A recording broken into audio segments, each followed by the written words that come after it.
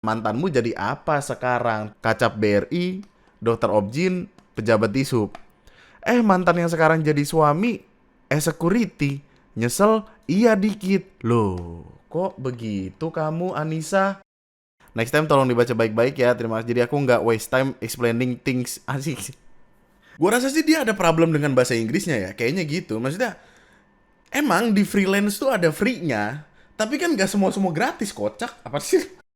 Problem yang kedua, ibu jangan begitulah. Yang lain kan juga jadi lapar gitu maksudnya. Gua aja ngeliat ini lapar.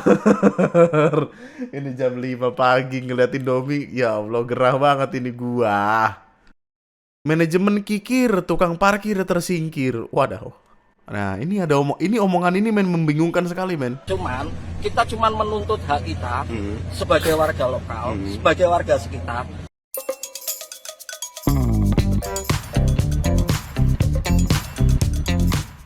Halo orang, selamat malam, selamat datang kembali di TNM. UTBK lagi aja nih, ya. Jadi, setiap tahun kan akan selalu ada pembahasan tentang UTBK curang. Dan itu pasti ada. Gimana ya? Gak mungkin gak ada gitu. Gue nggak tahu apakah orang-orang curang selanjutnya ini nggak main sosmed atau mereka nggak tahu resikonya apa, tapi terus ada, bro. UTBK itu dari info yang gue dapet berlangsung dari tanggal 21 sampai 30 April. Semalam sih gue live katanya sampai tanggal 3 Mei, cuman let's say sampai 30 April. Gue yakin banyak banget itu pasti. Bro, hari pertama udah ada berapa nih? 6, 7, 8 orang yang ketahuan ngejoki. UTBK pakai joki. Gua nggak tahu specifically joki yang dimaksud itu yang gimana ya, tapi di kepala gua sih mereka digantiin gitu. Karena tadi ada salah satu informasi di mana salah satu di antara orang ini itu jokinya tolol. Jadi jokinya udah nyobain tahun lalu, terus tahun ini ada lagi. Jadi kan mukanya diapalin gitu, terus jadi ketahuan. Kan tolol, maksudnya ganti muka kayak apa kayak maksudnya, ya Allah. Dan 6 di antara 8 orang ini cewek, 2-nya cowok. Yang jadi problem ini jurusan-jurusannya tuh jurusan yang seharusnya lu nggak nyogok gitu loh. Seharusnya lu tidak melakukan kecurangan. Maksudnya dari fakultas kesehatan, ada dari fakultas ilmu politik yang gitu-gitu. Maksudnya wah, mau jadi apa bangsa? Mau masuk ke dokteran, bro, pakai joki. Buset, lu operasi orang ntar pakai joki juga. Orang mau operasi ginjal tiba-tiba ditaruhin ampel lagi, man. Buset dah. Udah mah gitu, ada 2 yang paling ultimate. Yang pertama, pakai alat komunikasi jarak jauh. Ini di Unsulbar, Universitas Sulawesi Barat. Dia pakai tipikal HP jadul gitu. Gue juga nggak tahu kenapa mereka pede banget. Kalau ini kan metodenya masih metode pakai earphone apa segala macem ya, aneh. Ya udahlah, ini udah sering. Yang ini, bro, yang gokil. Jadi di Undip, Universitas Diponegoro, ada orang masang alat bantu dengar ditanam di telinganya. Wakil rektor sempat ngasih tahu, kita temukan dalam pakaiannya ada metal. Di dalam telinganya juga ada, kecil alatnya. Terus kita tanya itu apa, kok bisa terpasang. Awalnya siapapun ini dia nggak mengaku. Sampai akhirnya ditekan. Dibawa ke THT bahkan. Ini foto-foto ini, itu diambil di THT, bro. Dibawa ke THT.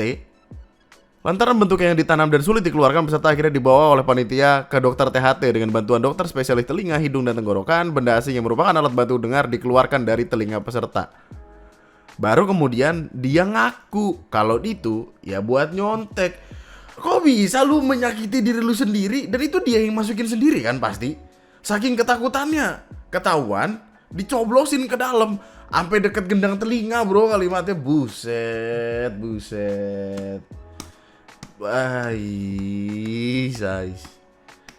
Bukannya semakin dalam itu masuk, semakin kencang suaranya ya? Kan makin dekat gendang telinga, ya nggak sih? Emang kedengeran?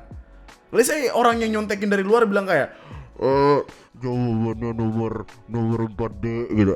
Emang aneh banget dah, orang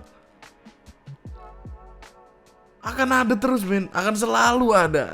Jadi keresahan orang-orang, maksudnya kayak baru hari pertama begitu, buset. Mau jadi apa bangsa ini? Iya, lu kalau misalkan dengan cara kecurangan kayak gini, lu masuk ke fakultas tersebut, lu belajarnya gimana? Masa setiap hari lu pakai alat begituan, nempel di dalam, boy. Lah gimana sih, cuy, cewek cuy. Pada akhirnya sih, gue yakin orang-orang ini di-ban dan gak boleh UTBK lagi. Gak tau gue. Gue padahal kan beda-beda, cuman ya kita tunggu aja selama beberapa hari ke depan ada apa lagi, karena pasti akan ada lagi. Sementara itu, mari kita lihat perkara-perkara di internet dan kita akan mulai dari thread. Ya Allah. Kita kan udah berkali-kali bilang ya, thread itu tuh hadir dari orang-orang yang cabut dari Twitter, orang-orang dari Instagram, orang-orang dari Facebook. Yang mana lebih vibrant dan lebih bermacam-macam ceritanya. Masalahnya adalah banyak sekali kebohongan di situ. Jadi kayak gua kan orangnya nggak yang gitu gampang percaya sesuatu ya maksudnya. Tapi kadang bisa kecele aja gitu. Di thread tuh aneh-aneh pokoknya. Jadi ada yang beneran, ada yang meragukan, ada yang ketahuan banget bohong. Nah yang meragukan ini salah satunya adalah ini. Ada orang hadir dengan thread pertanyaan, mantanmu jadi apa sekarang? Tiba-tiba Anissa hadir dengan kacap BRI, dokter Objin, pejabat Disub. Mantan yang sekarang jadi suami, security. Nyesel? Iya dikit. Loh, kok begitu kamu Anissa? Ini kan suami kamu Anissa. Kenapa sih kamu Anissa? Suaminya sepotek apa men hatinya denger begini? Untuk seorang suami tahu istrinya nyesel menerima pernikahan itu, ya Allah. Dan ini masih kondisi awal-awal, maksudnya kondisi awal-awal di mana orang-orang masih nganggap suaminya innocent, tidak berdosa gitu, dan Anissanya nggak teli, makanya orang ngedukung suaminya karena kelakuannya aneh banget bro. Lu kalau jadi suaminya gimana? Begini dia di thread, ya Allah Tuhan. Rame langsung. Sempat di-reply orang-orang bahkan, Mbak. Kalau suamimu baca pasti sakit hati banget. Apalagi kalau suami kamu kerja untuk membahagiakan kamu dan anak-anakmu. Kadang ada sesuatu yang tidak perlu dijelaskan tapi cukup disimpan dalam hati. Kadang kacap dokter atau pejabat itu belum tentu baik jika bersamamu. Nah, balasannya. Malah aku pengen dia baca bahwa istrinya berharga dan dia wajib bersyukur dapat aku. NPD gila kata gue, buset. Ke psikolog, Mbak, ke psikolog. Get some help. Ke profesional. Di NPD gila kata gue. Sebenarnya pada akhirnya ini ya suka-sukanya dia mau bilang apa, tapi kan ketika ditaruh di publik, di thread dan publik, orang jadi ngelihat dan hadir dengan semua komentarnya kan. Maksudnya kok bisa bro kepikir begini? Kak, itu kan pilihan kamu, berarti emang takdir kamu sama security. Kalau mantan kamu sama kamu, belum tentu dia bakal jadi kacap dokter Objin dan betul. Harus terima apa yang udah dipilih, nggak boleh nyesel. Terus ya kayak, ya kan harus jujur sama perasaan sendiri. Boleh dong nyesel dikit, ya. Dan kalimat ini masuk akal gitu, maksudnya. Coba bayangkan si Anissa masih sama mantan yang sebelumnya. Apakah mantan sebelumnya bisa jadi kacap sama dokter Objin? Belum tentu. Lah. Abis banget bro ini di thread, abis banget sumpah. Ya mungkin lu ngelempar opini akan dibalas dengan opini lain di internet, udah sesimpel gitu aja. Sampai akhirnya orang marah-marah dan dia tiba-tiba nge-DM gini. Ternyata yang bersangkutan sempat request message, suaminya bukan sapam guys, direvisi, entah maksudnya apa, akunnya juga udah hilang ya guys ya, fix, emang problematik nih anak. Ini kalau misalkan lu ngelihat kenapa dia nge-DM dia, itu karena akunnya dihapus, entah ngebug atau apa, pokoknya gitu deh. Jadi kalau akunnya udah nggak ada, jadinya kayak di DM sama diri sendiri gitu. Maaf mas, boleh di take down ajakan membuli akun saya. Saya sedang proses pengajuan cerai dengan suami. Agak rumit karena beliau sebenarnya bukan security, tapi polisi. Dia terjerat banyak pinjaman, baik hutang bank, pinjol maupun perorangan karena kecanduan forex dan kripto. Terima kasih bantuannya. Nah, ngelihat ini, orang tuh jadi kepikiran apakah dia bohong at the first place atau dia emang menjelaskan keresahannya cuman tidak jelas. Kalau misalkan dia mau marah-marah sama suaminya perkara beginian, ya bilang aja marah-marah gara-gara perkaranya begini, bukan gara-gara suaminya security. Seolah-olah job security itu kayak rendah banget di mata dia. Internet dengan problematikanya aja bro ini mah. Coba lu ambil dan lu resapi kalimat ini. Andaikan lu adalah suaminya Anissa, men, apa yang akan lu lakukan, men? Hati lu gimana? Hati lu, buset. Banyak orang marah-marah ya karena laki-laki membela laki-laki aja ini. Masih dari sosmed yang sama, ada lagi ini. Ya Allah. Jadi ceritanya ada orang ngebikin thread kayak gini. Adakah freelancer fotografer yang mau collab di China sana dari Mei 15 sampai Mei 17 dan Hong Kong Mei 18 sampai Mei 19? Boleh reach out gua. Will be greatly appreciated and there will be a token of appreciation from Singapore. Nih bahasa Inggris sangat maksa. Enggak, bahasa Inggris gue juga jelek jadi oke lah. Fair. Terus ada start nih DM-an. Halo, gue Juli dari thread regarding my trip. Ya, oke. Tuh Chongin, oke. Hai Juli, nice to meet you. Mau nanya dulu nih, ini nyari buat paid collab, maksudnya collab berbayar atau cuman collab aja? Intinya dia nanya, dia dibayar atau enggak. Terus dia kayak, well, apa lu ada di Chongqing gitu? Harus tahu dulu. Oh, enggak. Kirain lu nyari fotografer buat travel foto sama ngebayarin akomodasi sama travel gitu-gitu. Dibalaslah sama dia, I wrote a simple English for all of you to understand. Still I don't get it why it's difficult to read dan understand. Jadi si Juli ini mikirnya si fotografernya nggak ngerti bahasa Inggris. Sudah kayak lol sorry. Harusnya udah selesai sampai sana, tapi dia masih kecot. Dan ketika gue bilang freelance dan collab, artinya nggak bayar. It's also a simple understanding. Anjing bahasa Inggris lo aja maksa cuy. But nevertheless all good. Iya, thank you. Oke. Next time tolong dibaca baik-baik ya. Terima kasih. Jadi aku nggak waste time explaining things. Asik. Papi ai. Ini tipikal bahasa Inggris yang gue sebel nih. Oke. It's okay, soalnya banyak juga yang butuh fotografer buat traveling. Dan meskipun dengan kata collab bukan berarti free 100%. Right? Nah, kan? Dan saya pernah dibayar buat semuanya, termasuk akomodasi dan pesawat. Well, the first thing yang salah lu sendiri nggak bisa baca baik-baik. Chongqing and Hong Kong. Collab is free unless I state paid collab. Matan, cok nggak teli.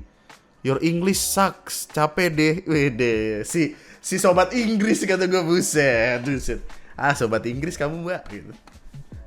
Langsung diulti tuh. Lah kenapa jadi ngata-ngatain, punya ada follower baru under 10.000 aja belagu. Influencer cewek baru serasa cantik dikit gini amat. Kena tuh. Sakit mati. Bad attitude anjay. Terus udah selesai. Akun threadnya hilang, akun IG-nya di private. Wah, tahu apa yang terjadi tapi nggak ada men, gue cari terus. Ya udah selesai aja.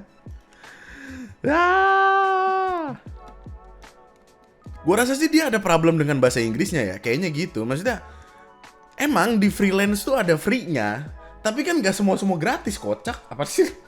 Freelancer lu pikir relawan mah MBG no. MBG lagi aja. Jadi sepertinya intinya sih kayaknya dia nyari fotografer yang ada di dua kota itu, Hong Kong sama Chongqing, gimana sih bacanya itu. Tapi karena dia juga ngejelasin enggak jelas-jelas amat, ketika ditanya kecot. Harusnya ya udah kalau misalkan lu nggak mau keluar duit ya tinggal bilang aja, oh sorry maaf nyarinya yang ada di kotanya dan ini bukan paid. Udah gitu. Ini ketika di lol I'm sorry ya udah selesai aja gitu. Maaf juga atau apa gitu. Terus kayak tiba-tiba hadir dengan your English isak, ancok nggak teli kon sopo kon cila. Pentingnya punya adab sebelum jadi creator atau influencer terkenal, betul. Orang tuh emang kalau terlalu banyak ditepuk tanganin jadi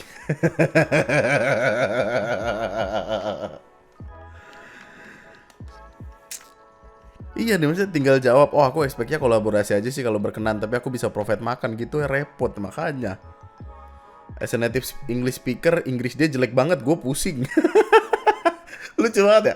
Lucu banget ketika ngelihat ada orang ngatain bahasa Inggris orang lain, tapi dikatain balik kayak Inggrisnya jelek banget, sorry, gue pusing. Wanjay, dibalas pakai story. Ya elah kayak ABG lagi berantem. Look at you talking behind my back, playing keyboard warriors. Meanwhile, I'm out here traveling and leveling up. Tell me again, who's really losing? Who's really losing? Okay, you okay, bye. What other people think about you isn't about you, it's about them. I'm up here and you all new judgmental loser are below. Aja. Still your opinion do not pay for my flight ticket or anything. Keep it up. Rich people fly high, the poor only what. Ya, oke, baik. Memang uang tidak bisa membeli kelas dan ya itulah adanya. Oke, lanjut cari yang lain. Nah, lo. Men. Ini tuh waduh, gimana ya? Menang lomba menulis, pria di Malang malah masuk penjara gara-gara hadiah narkoba. Waduh. Jadi ceritanya ada seorang remaja bernama Alvan Harvey Putra, 24 tahun, warga desa Pujon dari Malang, ikut semacam lomba menulis. Nih, jadi September 2025 dia nemu lomba nulis di dark web. Well, sebenarnya itu juga jadi pertanyaan kenapa ada dark web di sini, tapi oke lah. Alvan ngikutin lomba nulis tersebut. Ketentuan lombanya adalah membuat artikel tentang penggunaan zat psikedelik, gimana sih bacanya ini, psikedelik. Zat halusinogen mengubah persepsi, pikiran, dan kesadaran secara drastis. Zat ini seperti LSD dan jamur ajaib. Oke. Jadi intinya terlarang lah, obat terlarang.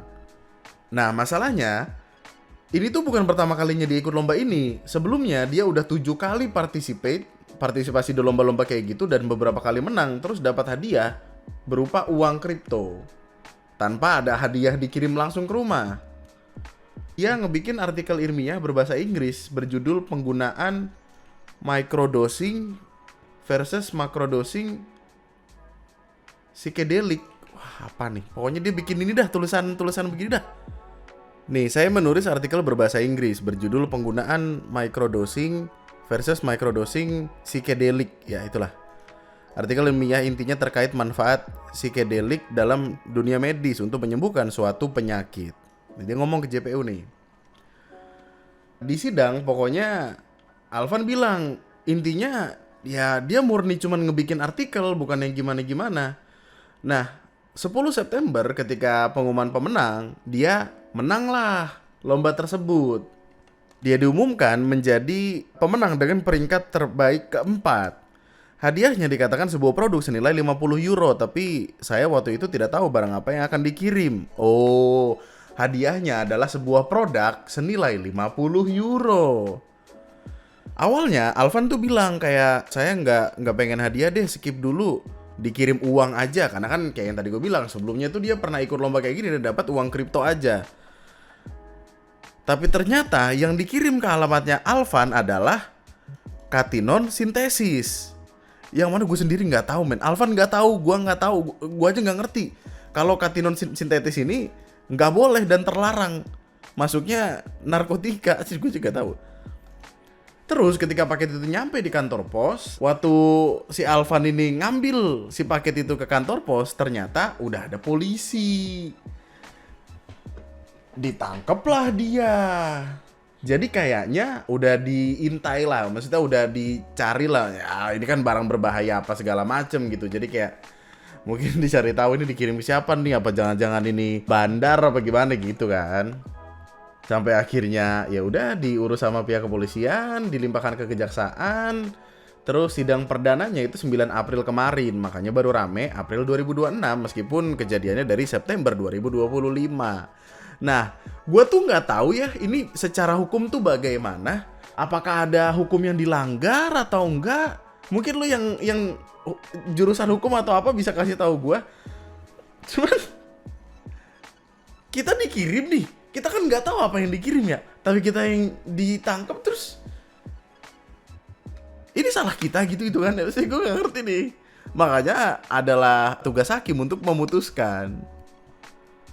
Meskipun demikian ya, kita juga harus ada sisakan sisi skeptis gitu. Takutnya ada orang yang berusaha memanfaatkan atau alfannya memang yang beli, kita nggak tahu. Makanya ditaruh di persidangan biar hakimnya yang memutuskan kan. Nggak, intinya kalau kita secara tidak langsung, gimana sih? Secara tidak langsung menerima sesuatu yang sekiranya ada hubungan dengan narkotika, kita bisa ditangkap. Serem juga sih. Well, gue sih masih mempertanyakan perkara dark web di sini ya, tapi anyway, lanjut ya. Lanjut. Nih, kekocakan dari warga negara lu cuy. Di thread lagi aja. Tiba-tiba muncul video ini. Ada ibu-ibu, kayaknya datangnya dari Facebook atau dari mana, masak mie di KRL. Bukan KRL. Di kayaknya kereta api deh. Kereta api jauh gitu, jarak jauh. Dia masak Indomie, dicolok ke colokan yang ada di kereta. Ini ada dua masalah di sini. Masalah pertama adalah, Ibu, ini kan ada tulisan, Bu. Tulisannya tuh harusnya jelas kalau tidak boleh mencolokkan apapun selain yang ada di gambar, which is HP, laptop, dan tablet. Kenapa Ibu tiba-tiba masak mie? Lapar banget apa gimana? Problem yang kedua, Ibu jangan begitulah. Yang lain kan juga jadi lapar gitu maksudnya. Gua aja ngeliat ini lapar. Ini jam 5 pagi ngeliatin Indomie. Ya Allah, gerah banget ini gua. Astagfirullahalazim, Gusti. Ibu. Mie instan soto Medan pula. Ya Allah, enak banget tuh kayaknya. Di komen lah sama Kak Ai kan. Selamat sore, Kak. Ibu Min ini. Mohon maaf, Kak, dalam perjalanan naik kereta api antar kota, penumpang tidak diperkenakan menggunakan outlet listrik di rangkaian kereta api untuk memasak. Mohon kerjasamanya turut menjaga keselamatan dan kebersamaan. Gue nggak tahu ibunya nggak bisa baca atau gimana sih, tapi dia ngevideoin loh, men. Ini ada tulisannya loh, men. Ada aturannya loh. Tulisan aturannya tuh apa ya? Lupa gue. Stop kontak hanya boleh digunakan untuk perangkat berdaya rendah. Dilarang digunakan untuk perangkat berdaya tinggi. Powerbank, powerbank aja lo nggak boleh. Catokan rambut. Gue nggak tahu ini berapa watt sih, dan gue nggak tahu ini hitungannya bahaya atau enggak, tapi maksudnya ya Allah, kan aturan itu ketakutannya adalah ini kalau listrik jelek gimana, Bu? Parah banget ya, Ibu. Kalau misalkan amit-amit kebakar atau apa, makin parah lagi, cuy. Ibu ya Allah. Dan necis banget kayaknya, padahal santai gila. Vivo X80 aja. Necis banget, necis. Untuk kawan-kawan, jangan ya, aturan dibuat for a reason. Ketakutannya banyak hal, takutnya ntar jepret terus keretanya nggak bisa jalan gimana. Dan ini bukan pertama kali, cuy. Nih, sempat ada beritanya di tahun 2024 lalu. Anjir, headline-nya gini lagi, ngakak. Wargi Bandung cerita ada penumpang masak nasi di kereta sampai mati listrik. Jadi gini kejadian, lupa ke apa, tapi intinya dari Kiara Condong masak nasi, jadinya seluruh keretanya padam tuh, Bu. Coba bayangin, Bu. Kalau satu kereta mati listrik gimana, Bu? Ibu ini astagfirullahalazim. Dia masak nasi di kereta. Ya Allah. Oh, ini udah ada himbauannya bahkan. Udah listrik di kereta api. Iya. Soto Medan. Jangan ya. Ngejepret pusing ntar ya. Oke baik. Udah mau ngebikin orang lapar. Bikin aneh aja orang. Anyway, ada bahasan-bahasan yang datang dari minggu-minggu awal bulan April. Kita akan mulai dengan ini. Dengan parkiran duniawi. Dan ada urusannya dengan gacoan. Kita kan tahu ya. Gacoan kan banyak banget tuh yang dateng. Rame mulu bro tempat. Di dekat rumah gua ada satu gacoan, buka 24 jam kan doi. Kagak ada sepinya bro, kagak ada sepinya. Buset, nyayur mulu tiap hari. Dan ketika banyak pengunjung, tukang parkir juga nyayur dong. Ada sebuah kejadian di Pekalongan. Di Jalan Imam Bonjol, di depan Apotek Kimia Farma Kota Pekalongan, tiba-tiba ada demo oleh sejumlah juru parkir, di mana banyak spanduk-spanduk yang disebarkan. Manajemen kikir, tukang parkir tersingkir. Waduh, aja kikir. Kami hanya mau bertahan hidup. Waduh. Lah kan kalau mau bertahan hidup doang mah banyak job mah. Jangan parkir doang. Kami warga menolak sistem parkir vendor. Rame bener kata gue. Jadi intinya di Pekalongan ini ada 2 mie gacoan. Dan 2 mie gacoan ini punya tukang parkir dengan sistem perjanjian kerjasama yang diperbarui setiap 6 bulan. Nah, menurut rilis resminya mie gacoan, selama periode perjanjian terakhir, which is dari September 2025 sampai Maret 2026, ada beberapa pelanggaran. Yang paling disorot adalah juru memungut parkir sepihak 3.000 untuk kendaraan roda 2. Padahal di sini sempat ada tulisan motor 2.000, tapi sempat ada masanya menurut manajemen mie gacoan, tukang parkirnya mintain motor 3.000. Gara-gara perkara itu ada komplain yang datang. Komplainnya tentu dari customer. Dan komplain itu merusak rating restoran dan media sosial restoran ikut terdampak. Nah, karena perkara itu mungkin mie gacoan udah enek, udah muak, mereka mutusin buat ngebikin sistem baru, yaitu menggunakan vendor. Dan vendornya tuh yang pakai gate system gitu. Mungkin mereka mau pakai mau pakai parkir kayak ISS kayak gini atau gimana nggak tahu, tapi intinya pengen pakai vendor. Alasannya lebih profesional, transparan, dan tarifnya jelas gitu, terkontrol. Nah, ngedenger itu tukang parkirnya tidak terima. Demo lah mereka. Demo dengan minta tetap dikelola oleh warga lokal.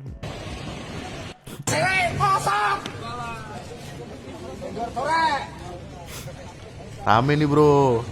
Warga menolak parkir. Zulkarnain DPO. Zulkarnain tuh manajer dari mie gacoan di wilayah situ. Nah, ini ada omongan ini membingungkan sekali, men. Kita cuman menuntut hak kita sebagai warga lokal, sebagai warga sekitar. Tolong sangat batalkan sistem tender. Kita menolak vendor. Kita nggak mempermasalahkan, Mas. Mau di gate, mau di portal, mau apa, nggak masalah.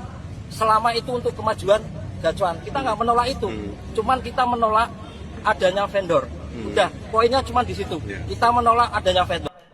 Dengar kan kalimat awal tadi? Kami hanya meminta hak kami. Hak apa?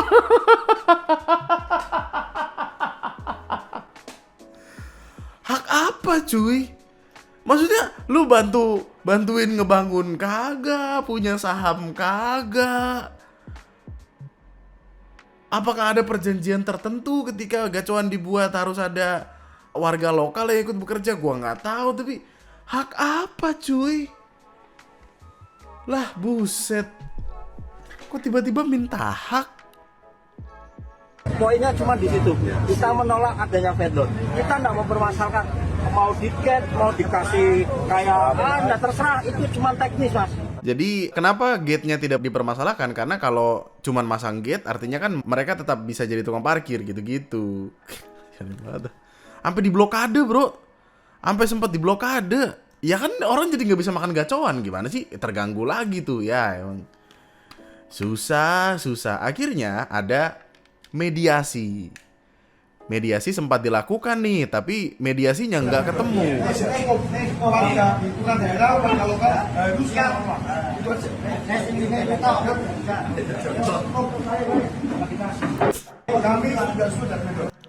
Mereka maunya yang ngurus warga lokal. Mediasi pertama nggak ketemu, terus diliput kan, masuk medsos apa segala macem, rame. Ini artikel yang ini yang ngejelasin perkara 3.000. Akhirnya gue juga bingung dah. Kenapa sih udah bener-bener 2.000 tiba-tiba dimintain 3.000, kocak. Tiba-tiba naik sendiri gitu lah. Tanggal 13 April manajemen nyuratin beberapa pihak kayak DPRD, wali kota, kepolisian, minta perlindungan dan kejelasan hukum. Ini ada informasi tambahan nih. Kisaran gaji yang ditawarkan vendor ke juru parkir jika sistem baru diterapkan adalah 1 sampai 1,5 juta per bulan yang dianggap oleh juru parkir terlalu kecil.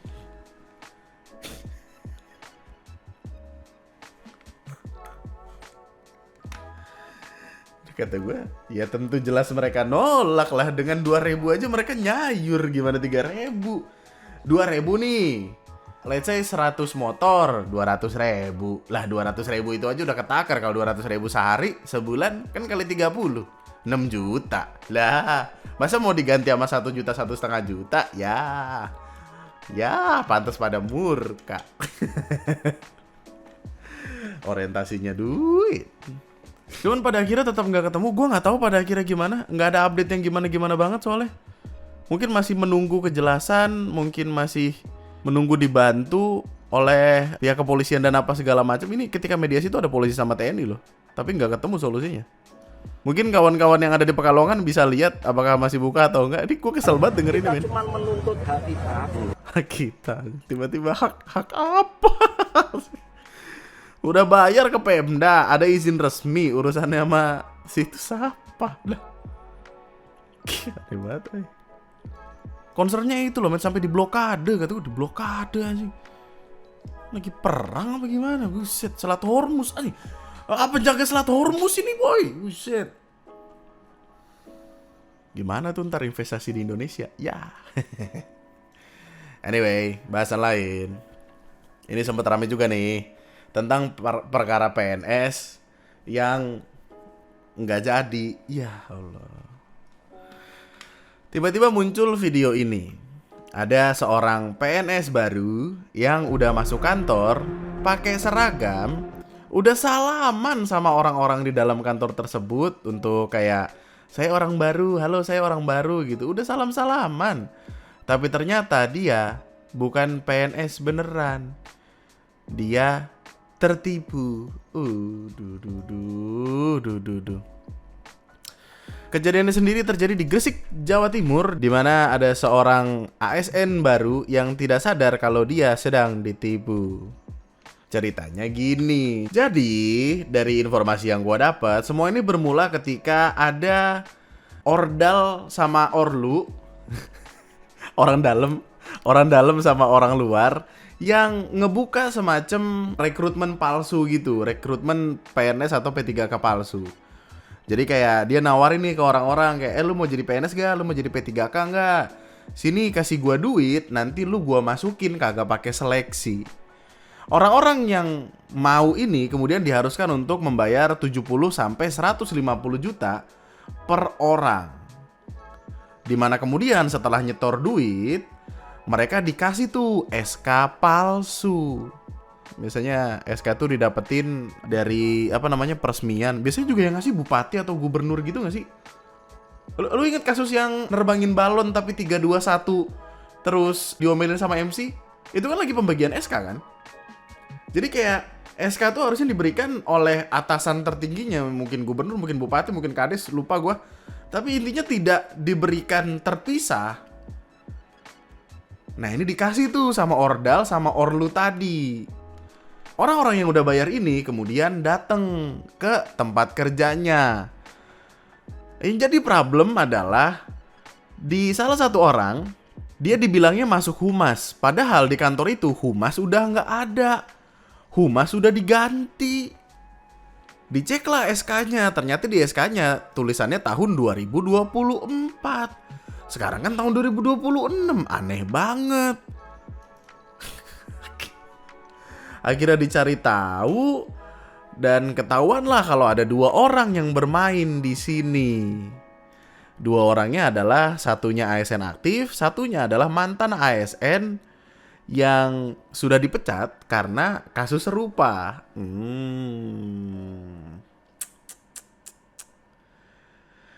Ada total ada 12 sampai 15 orang yang terjerumus sama kasus penipuan ini. Pemerintah kabupaten kemudian bergerak dan ditangkaplah orang tersebut, pelaku-pelaku tersebut. Kesian bener. Perempuan ternyata tertipu SKASN palsu. Kasus penipuan rekrutmen ASN ini terungkap saat korban datang untuk mulai bekerja. Rekaman CCTV memperlihatkan seorang perempuan. Kayak coba lu bayangin men, lu udah masuk, lu udah salam-salaman, pede, lu ada orang baru, tiba-tiba kayak, hah? Nggak jadi. Hah? Tapi ini ada SK-nya palsu. Hah? Duitku. Ya Allah. Padahal sehari sebelumnya udah nyiapin baju PNS, ya Allah, ya Allah. Ada. Terus akhirnya korban dalam kasus ini orang yang memiliki SK palsu tersebut akhirnya melapor ke polisi. Meskipun pada akhirnya cukup membingungkan di kepala gua karena bukankah itu hitungannya nyogok? Bukankah itu hitungannya ilegal ya? Ini gimana nih jadinya nih? Lah iya dong. Kan lu masuk bukan lewat jalur resmi. Lu ngebayar. Dan ketika ngebayar itu kan artinya lu nyogok. Lu berusaha untuk lah gimana sih? Ya jadi canggung tuh. Ya ngelapor juga nggak enak gak sih bang? Ya elah. Korban menjelaskan ada banyak teman seperti dirinya. Jumlahnya belasan hingga puluhan orang. Yang artinya kerugiannya sampai miliaran dong. Kan masing-masing 70 sampai 150 juta itu lah miliar dong angkanya, 2 miliaran gak sih? Oh, kenapa bisa tertipu? Karena nama pejabatnya benar, SK-nya sudah dilegalisir, ada tanda tangan basah, formatnya template SK asli. Problemnya adalah tanda tangannya kok beda. Namanya sama tapi kok tanda tangannya beda. Tanggalnya 2024. Nah, itu. Ya udahlah, kena tuh. Kenapa ya orang masih ngebet banget jadi PNS ya? Gue sih nggak tahu gimana sudut pandang lu ya. Tapi di kepala gue kayaknya PNS sudah nggak yang gimana-gimana banget ya. Karena dulu tuh seinget gue ada orang-orang yang udah daftar jadi PNS terus tahu gajinya berapa terus ngundurin diri lah. Seinget gue gitu ya. Ada banyak. Ada beritanya kok. Atau mungkin ini untuk orang-orang yang masih jauh dari ibu kota gitu mungkin ya. Yang pemikirannya sukses kalau udah jadi PNS atau dokter gitu kali ya. Oh, ya berarti yang dikejar pride dong. Cuman kata gue daripada ngeluarin 70 juta buat jadi PNS mending buka bisnis gak sih? Ya gimana ya? Susah nih kalau ngomong mending ini, mending itu. Susah sih, cuman ada yang rela keluar 150 juta cuy jadi PNS padahal lah kan mengabdi ke masyarakat. Berat loh itu kerjaan. Yang dikejar kan kerja kan? Apa pengen nyari jam 12 bisa pulang jemput anak terus balik ke kantor? Gak tahu. Demi gaji 3 juta rela keluar sampai 100 juta. Pikirkan secara logika. Pride man kayaknya man. Ngejar pride-nya itu. Oh iya, SK kan bisa digade ya. Iya. Gue sempat ada ngeliat video, ada orang, maksudnya orang-orang yang sudah lolos menjadi PNS langsung dikasih SK, tiba-tiba ditawarin brosur itu pinjaman gitu. Jaminannya ini apa? SK PNS lah terus gitu. Baru dapat udah disuruh disekolahin. Fuck.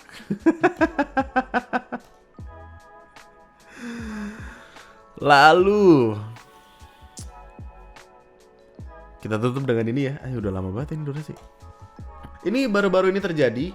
Ada sebuah warung mie babi di Sukoharjo yang ditolak habis-habisan meskipun secara surat apa segala macem dia punya. Izin ada, tapi ditolak mentah-mentah sama warga sekitar karena ini jualan babi. Dari dulu gue masih gak mengerti perkara-perkara begini. Ini bannernya udah ada, tulisannya non halal, gambarnya babi. Harusnya tidak ada unsur penipuan dong. Dia udah punya izin, ya harusnya nggak apa-apa nggak sih? Kenapa ada orang babi jadi sesuatu yang bermasalah kan? Yang muslim kan nggak makan babi. Spanduknya segininya loh men, banyak banget loh ini. Kami menolak adanya warung makan non halal di sini. Stop, kami menolak adanya warung makan non halal, babi haram. Gede banget, babi haram. Jadi intinya ini ada cerita yang cukup panjang nih. Pemiliknya itu namanya Jody Sutanto. Bapak Jody ini sebelumnya itu memiliki pemancingan. Jadi sebelum menjadi tempat mie ayam babi ini, mie babi tepi sawah, itu sebelumnya tuh pemancingan aja. Terus dia ngurus izin, mungkin dia jago bikin mie dengan babi. Akhirnya pemancingan itu berubahlah menjadi usaha mie babi. Secara legalitas udah dapat NIB, udah dapat OSS, udah ada label mie babinya. Tiba-tiba muncul petisi. Di awal April ada petisi yang dikeluarkan, di mana petisi itu minta untuk si tempat mie babi ini ditutup. Sempat ada sidak dari Satpol PP sama pemerintah gitulah intinya yang berusaha ngecek, dan ketika dicek ya legal, maksudnya dokumen ada apa segala macam, kenapa harus dipermasalahkan? Karena legal itu akhirnya Satpol PP-nya balik, terus sama warga sekitar jalannya ditutup pakai tanah. Ini tanggal 16 April 2026. Ini pabrik Cat Wildon dan ini jalan menuju ke mie dan babi tepi sawah. Jalannya sedang ditutup. Ada yang menutup jalan ke arah mie dan babi tepi sawah. Walaupun ini memang jalan umum, tapi apakah pantas seseorang menutup jalan untuk mencari rezeki? Alergi buat sama babi kayaknya ya. Apa yang terjadi ya? Ditutup jalannya, jadi kayak nggak boleh masuk gitu. Lokasinya tuh di sini, di Jalan Raya Telukan. Nih, belokannya nih masuk ke dalam sini. Ketika dikasih lihat yang video tanah-tanah tadi, kan tanah ngalangin jalan kan. Terus pemilik tempat makannya bingung kayak, ini kenapa ditutup ya gitu. Akhirnya yang punya warung sempat ada protesnya, terus kepala desa klarifikasi, kata kepala desanya sih nggak ditutup, itu kebetulan warga memang sudah ada agenda memperbaiki jalan karena terlalu rendah. Ngelesnya maksa kata gue. Di sini ditaruh tanah gitu cuy ya. Jody menyebut ini persekusi, kepala desa bilang itu kebetulan. Ya elah, percaya yang mana ya. Lalu rame dinaikin sama media, barulah dipasangin spanduk-spanduk ini. Spanduk-spanduk ini yang terbarunya. Alasan warga sih, tadi sempat ada satu video seingat gue yang berusaha menjelaskan. Kita nggak mau mengganggu orang. Isinya sederhana, silakan berusaha. Tapi yang penting yang halal saja, yang halal masih banyak. Kemudian kalau dari kita, kalau memang itu keberatan, ya mengganggu izinnya mohon dicabut. Permintaan warga cuma itu. Yang menerbitkan dari pemerintah ya tolong dikaji, karena selama ini sudah menimbulkan keresahan. Kita yang muslim serang resah karena adanya non halal. Dan ya itu alasannya. Karena sekitaran tuh penduduknya muslim, jadi ya ini tutup aja gitu. Akhirnya sempat ada mediasi, tapi mediasinya tidak menghasilkan apa-apa. Cuman ya intinya jadi polemik aja gitu. Maksudnya pemerintah harus turun tangan gak sih? Urusan pemerintah kan ini. Lah iya dong. Di sisi kiri tuh udah bener, udah ngurus izin, udah surat-suratnya udah oke, udah lengkap untuk mendirikan usaha, ya udah dong selesai. Tapi di sisi lain ada apa sebutannya? Hak bersuara apa gimana? Hak menyampaikan aspirasi dari warga yang pengen itu nggak ada. Nah, harusnya pemerintah yang menengahi dong. Cuman ini masih menimbulkan pertanyaan di kepala. Kalau di dekat rumah lu ada tempat makan babi, lu ngamuk gak, men? Gua sih karena gua nggak makan babi, jadi ya gua lewat aja sih. Maksudnya, ya udah aja nggak sih? Selama tidak mengganggu mah ya udah. Dan ini tuh posisinya di dalam loh.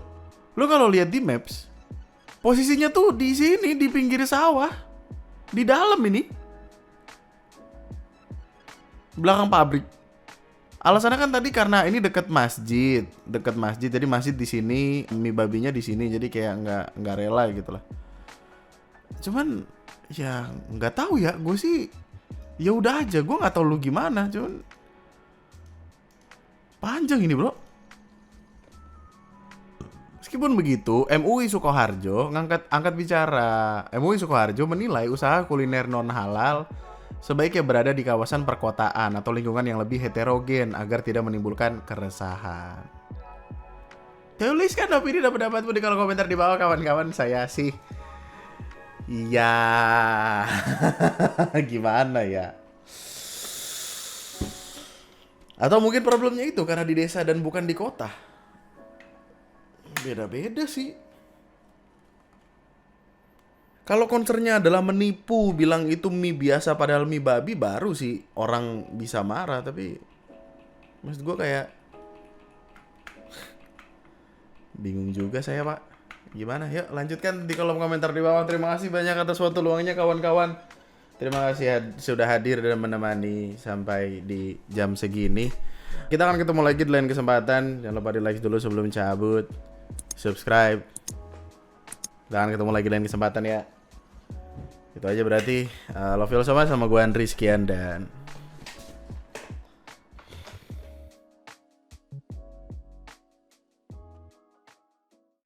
lu penasaran sama ini gak cuy?